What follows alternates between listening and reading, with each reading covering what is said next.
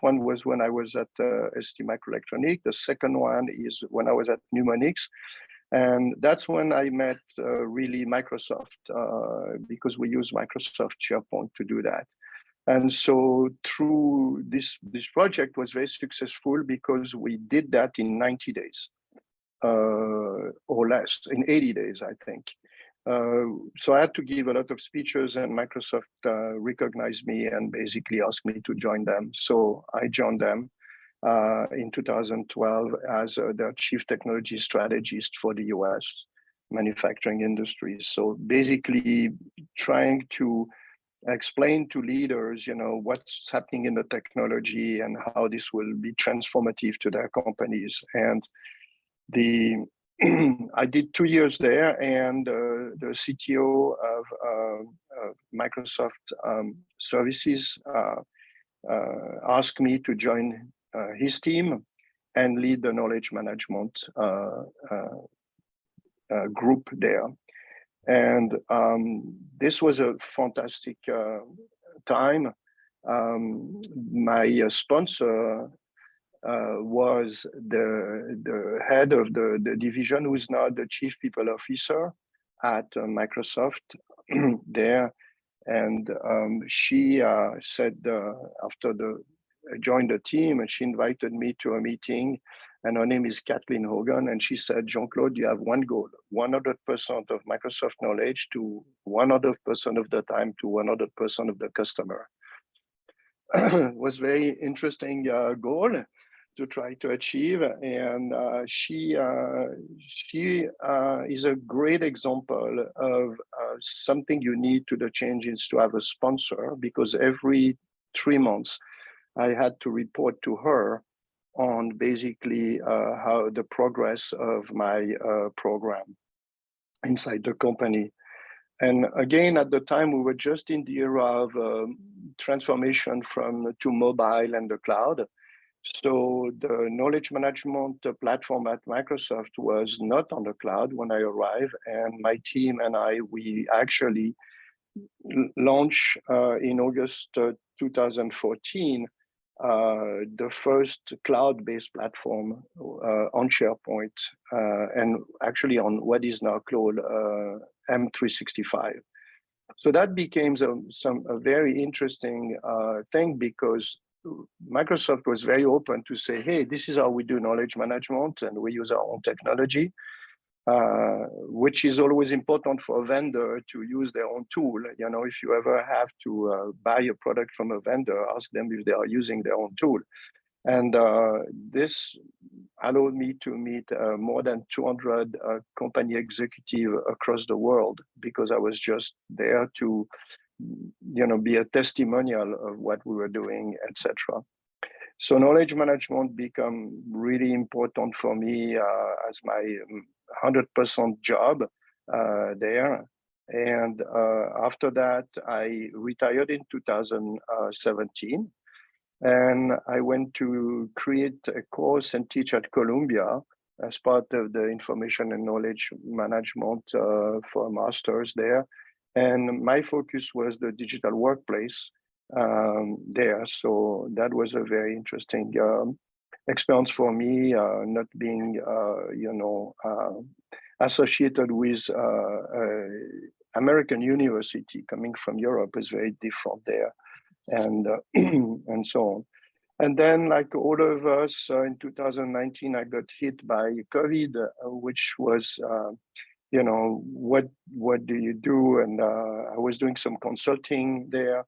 It started to be a bit more difficult to do things. We had to reimagine themselves, but the opportunity was to learn about how to basically, for me, manage knowledge in a hybrid world or in a remote working world, when you don't have the water cooler to exchange, to share the tacit knowledge, which is so important and still today, even growing today.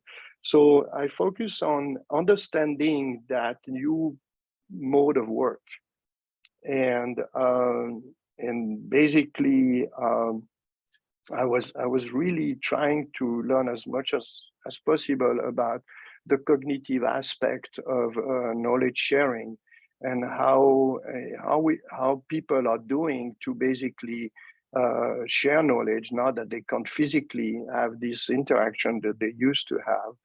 So I kept on studying that space there, and I was part of different boards, either as an advisor into startup, or I went into as a chief product officer for a company that was doing a universal search, KIB. And so now what I'm doing is really advising companies on the digital workplace and knowledge management matters, basically harnessing these 40 years of experiences.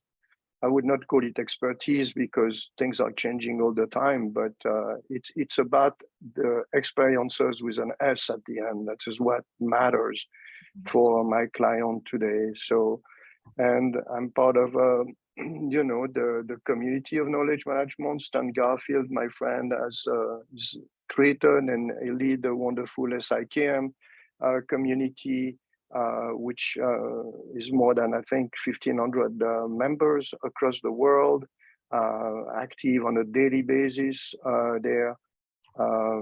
As you know, I'm associated with Kent State as an advisor also for the master, I think, alongside with other colleagues of the industry. So yeah, it's a lifelong learning, and I will never stop learning and never stop sharing and giving. So that's my story. It's excellent. And I will add one more thing to your biography, and that is you're not only an advisor to the master's program, but now that we have a dual degree with the MBA program, you're also helping to advise. Your work inadvertently has advised that dual degree. So you have a little more influence than you may have realized. And it's also potentially going to play itself out in the doctoral arena as well. So that's something you can be proud of, and we are so grateful and lucky to have your experiences, plural, that have contributed to the overall vision that you have. So that's really interesting. I'd like to shift our focus a little bit and add in here something about your view, your beliefs, what you think about change management and the importance of that. You did mention that as one of the skills. So I would like to just have you talk a little bit about that. Yeah, so why is change management so important? As I said earlier, is that any project requires a change. And what are KM project? What are KM activities? They are projects, and they all require change.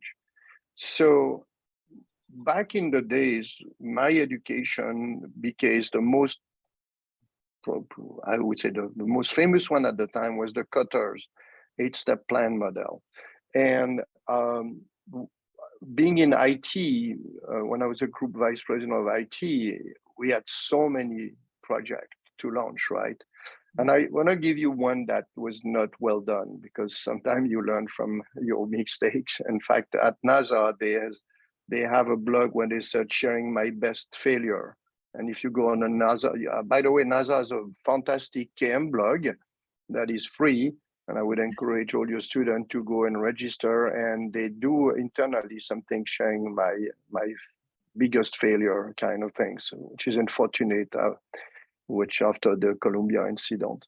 But back to this is my team. We were leading the first installment of a CRM system for the company, customer relationship management, and we worked very hard. We interviewed the sales and marketing people, and we built all the feature. It took about a year between the inception of the project and the launch of the project. And of course, we had a big training plan. So one day we announced that we sent out an email to all the sales force saying, hey, we're going to launch a new CRM management system, and every group is going to get a training, etc.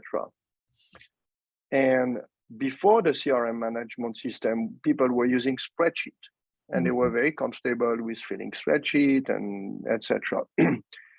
They didn't know why we needed a new system. So as a result, they were not using the system much, and they were not happy. They find, oh, it's not friendly, etc.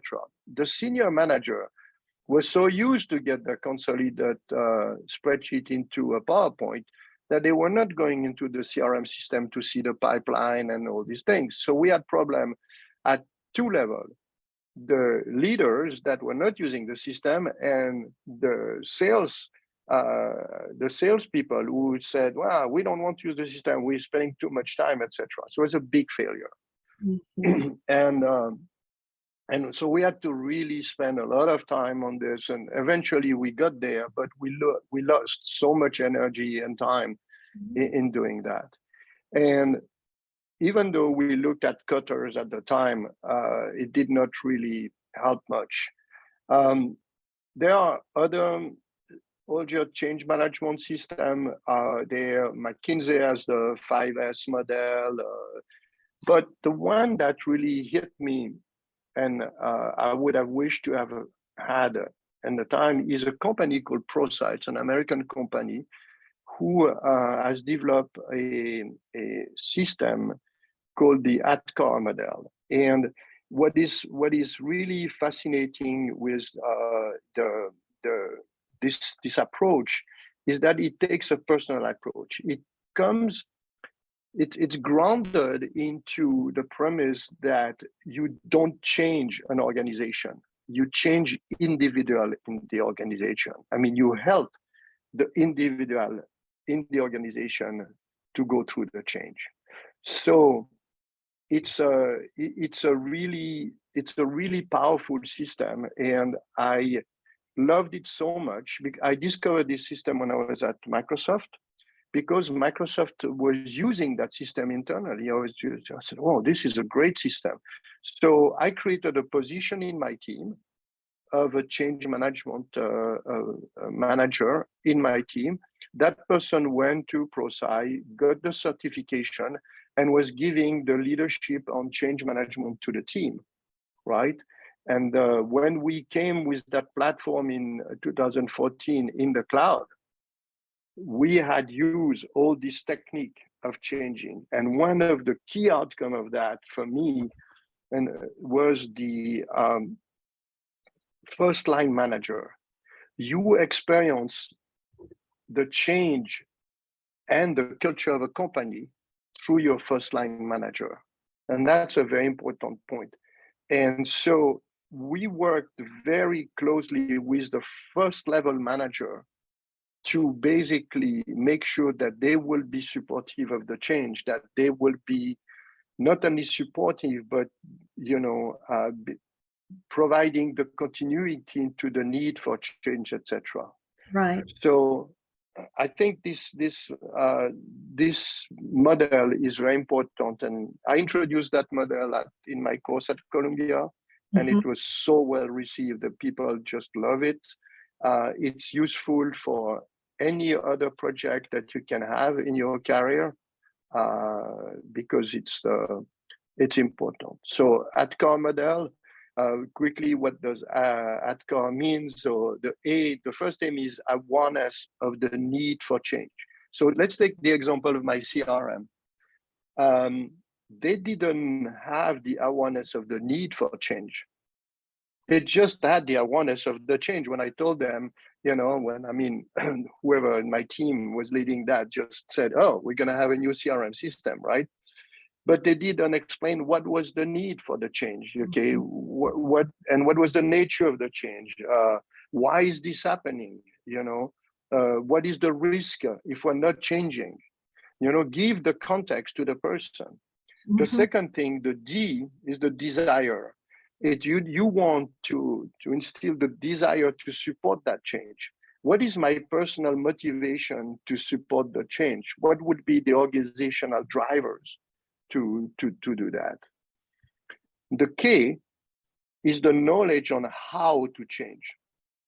So what is the knowledge, the skills, the behavior that is required during and after the change, and the understanding of how to change? And then once you have that knowledge, you need to have the ability to implement those new skills. So you need that demonstrated ability to implement the change, the barriers that may inhibit implementing the change. So ability is very important. And the R is the reinforcement to sustain the change. So what are the mechanisms to keep the change in place? The recognition, the reward, the incentive, the sharing of the successes and things. You know, it's like in total quality management when you have to close the loop always, because it's an infinite loop that you need to have to be able to continue to grow and be sustainable. So if I would have had ADKAR as my toolbox back then, I would have done much better. And I would strongly recommend that that approach. I have no tie, no business tie with ProSci whatsoever. So I'm just, no, I want to be completely transparent. I think this is a very important change management tool to learn. There's a lot on the internet. Actually, there's a little booklet you can download that explains ADKAR. There's some templates. There's a ton of video. Search for Tim Creasy. Tim Creasy is a Chief Innovation Officer at ProSci. He's a fantastic speaker. He really, you know, gives a lot about change management there, and now they evolve with change management in the in Agile. How do we implement change management when you are using Agile approaches and so on? So I think it's for me something that you need to harness as another skills there, because it's gonna, like accounting. So you know about how to manage a budget, just know how to manage change, and you'll be good. That's great. That's great. Well, thank you so much for that. And I'm gonna try to bring this kind of together now. Oh, actually, I wanted to ask you a quick question before we leave this. You said that in the CRM example that because you didn't have the ADKAR model and there wasn't the immediate adoption and success and people weren't using it, but it took time and you did get them to finally come around. How did you do that? How did you manage the change to get them to do it? You know, it was a long time ago. I don't remember the details of it, but it was not one thing. It was a combination of things. For sure, we had a user experience issue. We had to convince management, the leader, to use it. If anything, it was the leader. It was so, you know, ingrained in the culture of the company to get those slides for the operation review on a quarterly basis. Right. So they had an army of people in their group that would prepare the slide for the leader to present, you know, in front of the CEO. And there was actually templates. You had to follow a structure there. And it was, you would have to be so comfortable to pull up your laptop and then go online and say, this is the pipeline, this is how much we do, and then have the CEO that says, okay, well, show me Korea, click on Korea, boom, click on Korea, show me, you know, the distribution in Korea, click distribution, and the numbers, and then have the CEO being able to go and dive into, you know, your own business like that. People who are not that ready to be like, so it takes courage to go and present an interactive tool to management. So if you think of all business intelligence that we have today, those tools are interactive. You wonder even why people have this kind of big meeting, because you can go anytime. You can go and see this data. And it's, for me, that's another thing that in terms of management, we need to change all this rhythm of controlling. You know, it needs completely to be redone, but that's a completely different topic. So to answer your question, number one change is the leader use the tool. Right. The leader don't use the tool. How do you expect their team to use the tool? Right. Great.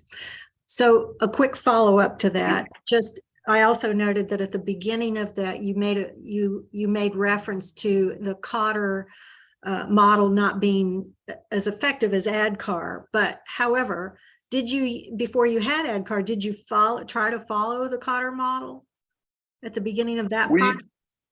So yes and no. Yes, in a sense that we had as an IT professional, you do have some knowledge of change management, of course, Mhm. but in the company was more about what was in place in the company at the time for launching. So we were following this. So in a sense that sometimes you rely on the company processes that have been built over time. So I could not say that we were following the 8-step plan, but we were following some kind of a plan of change management plan, which was you had to do the training. Right. But Right. we were not doing the why the change. We did not explain well enough the why of the change and so on, which in ADKAR, the first A force you to do there. So it was more about, in any company, when you go, you don't get to create your own processes for everything. You have to follow the budgeting process. You have to follow. So Right. the same thing here, that my team was following the overall, process for all IT that we were using for that. And Right. it was not good enough. Yeah, because I've also found that in my own experience that the Cotter model has not been as effective as I would have liked. And for a whole host of different reasons, I've always thought of Cotter as like a recipe, but it hasn't always baked a cake. The cake didn't always come Yeah. out. So anyway, Yeah. that's a really interesting question. So thanks for that. And at this point, I'm going to now shift. And what I'd like to do is to just kind of open this up to you in your vast experiences that you've had in a wonderful career of lifelong learning, as you said. What kinds of advice would you give to people starting out in KM besides you talked about the hard skills, you talked about the focus on the people. What other things would you suggest to them or advice that you might give to them? So starting in KM after graduating or starting in KM, so no, it's important the context. It's starting in KM, assuming that they graduate and they will get a job in KM, correct? Some of them are Okay. already working in KM, but some are not. So let's start Okay. with not. Yeah. So for me, there's no time to think. Always start by identifying a business problem that you can help solve, and start with that. Now, I would say start identifying a few of those because the next step is important. So first, you identify 1 or 3 or 5 critical problem that you have in your company or wherever you are. Mm-hmm. Meet with those people to understand the problem and really be very humble and empathetic about it. You want to really understand. You want them to tell you what hurts, what the why of this business problem exists. And the reason why I said you want to identify more than one, because the next step is to engage with that person into saying, I'm going to put my energy and effort to help solve your problem or improve your situation. Sometimes it's not about solving a problem. Sometimes it's improving a situation. I'm going to give you an example, a real example. So I was visiting people when I was in my former job, And I would go and ask to meet the sales executive of a region. And I remember going to France and then, having time. And I'm sure by courtesy, my colleague accepted the meeting, but he said, what the hell is that chief knowledge officer from headquarters is going to come and talk to me about my business in France, right? Kind of things. Well, I was there, and fortunately I speak French, so I was there. And then I walk in his office, we just introduce ourselves, and 2 minutes in the conversation, his executive assistant arrives, says, don't forget you have a meeting with Paribas, a bank, there. And I say, oh, you have a meeting with the bank, so how things are going with that project? And he goes, well, it's going pretty well and so on. I said, well, let's look at it. So we go on the system online, which he had never gone into it because he didn't even know it existed. That's some of the thing. Executive, they don't always use the tool. And then I said, oh, there is another project in London. Are you aware of that project? And he goes, a project in London? I said, no, we're meeting the people in Paris. I said, what if the project in London is going sour? Okay, you might want to know about that.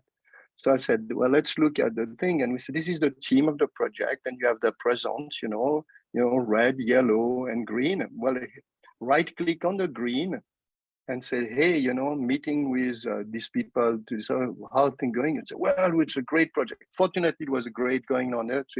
So that person realized immediately that we had some tool that could help him and his team do something, right? So the next step in the discussion was, well, so tell me more about, so I got the first hurdle, then tell me more about this. And I said, okay, well, what are some of the area that you would like to improve? And obviously, sales manager, he said, what? Closing the sales faster, the cycle time of the sales. So if you can reduce from 100 days to 90 days, okay, the hit ratio. I win 80% of the sales prospect. What if I could win 85, So now it becomes very measurable. So I said, okay, well, why don't we take one project? You want to reduce the sales cycle time? Okay, so let's do that. So we establish a baseline. The sales cycle time is much. We analyze the process, and then we take our little knowledge manager toolbox. How do they access the knowledge? Who's sharing the knowledge? Who's reusing the knowledge? And then you can improve the process. Once you got that, you got an ally, you got a person going to speak for you in the business, going to be much more credible than you trying to preach, to other business leaders. Mm-hmm. And you can replicate that throughout the company. Mm-hmm. So start with a business problem, find a person, a team that is willing to engage with you on this, be successful, repeat. That's great. Okay, that's good.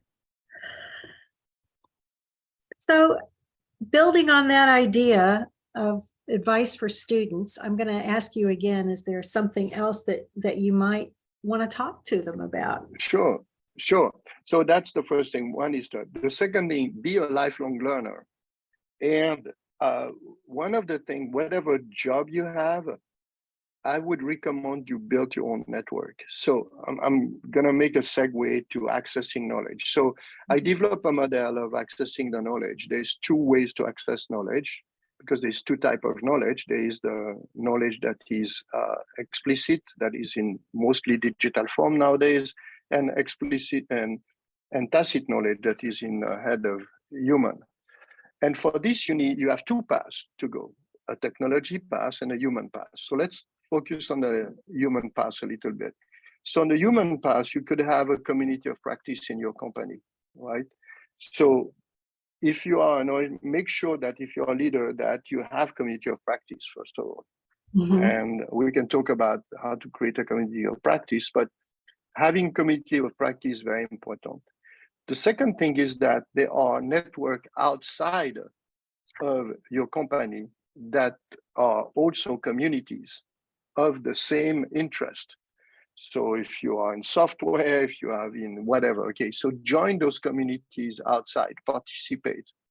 And the third one is your own personal network. And I would say you're as good as your own personal network. In my career, in any position I had, I was fortunate to be able to reach out to somebody in a different company, different industry, and ask, how do you do this, or how we are working with the same supplier. What are the pitfalls? What are the things that you can help me avoid, and so on. So I think it's very important that for a role that you're going to take is to think about building your network, which is an ongoing thing. And that's so powerful to have your own network and be willing to give before you take. It should be a 80-20 kind of ratio. Give 80% of the time, take 20%, right? And don't give to take. You give just pure generosity, because what you're going to take is not somebody you gave, is somebody might have said, oh, I don't know about this, but I know the right person to talk to. Right. And you talk to that person who's going to give you something, but you never gave that person something.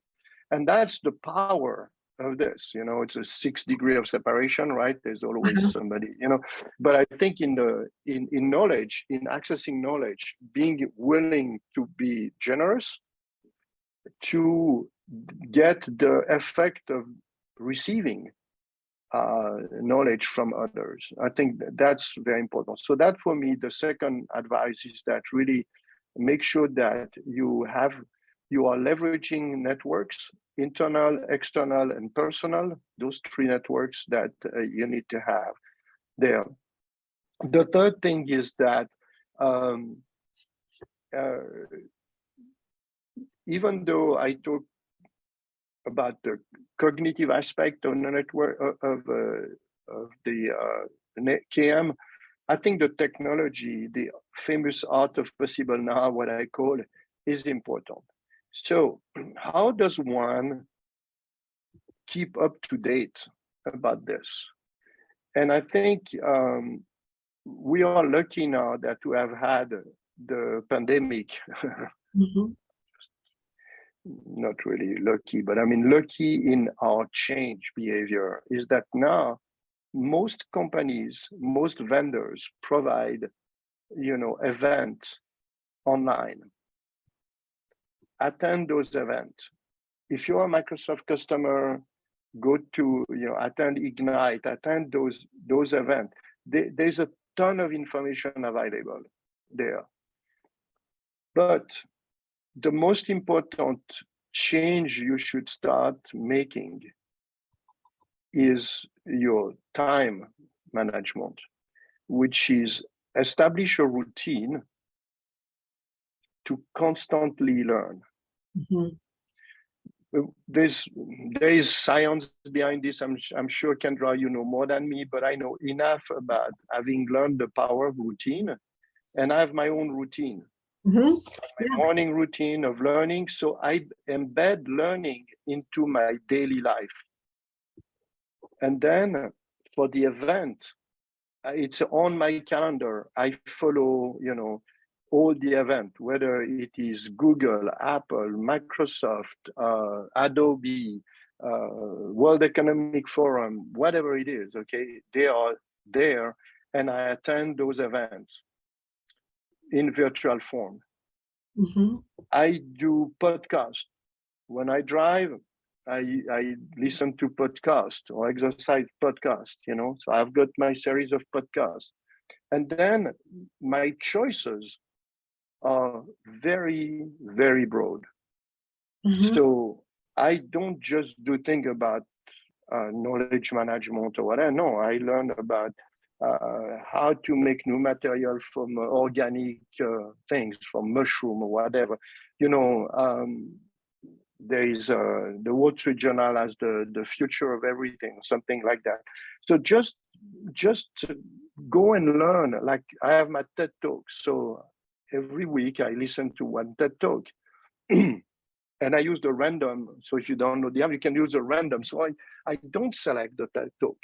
I let, the machine tell me something. Now, sometimes I do listen to TED Talk because I select it, but I think it's interesting to learn about anything. Just be open. There's always something to learn from somebody that's willing to share their knowledge. There's something to learn. And, I found it fascinating. So, but it works if you establish a discipline, because we all have 24 hours a day, and it's how we make those 24 hours work for us. And yeah, be willing to embed this, so it becomes just a natural way for you to be a lifelong learner. That's excellent. That's really good advice.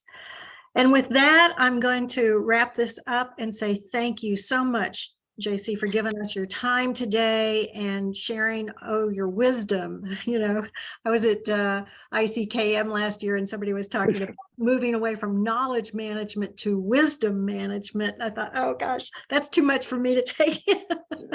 Yeah. But it's food for thought. And I really do appreciate the fact that you have so much wisdom, that you have managed very well and very articulately. And we've been very lucky to have your time today. And so thank you so much. And we'll be in touch. Thanks again. Thank you, Kendra, and thanks to you and your team for advancing that very important skill.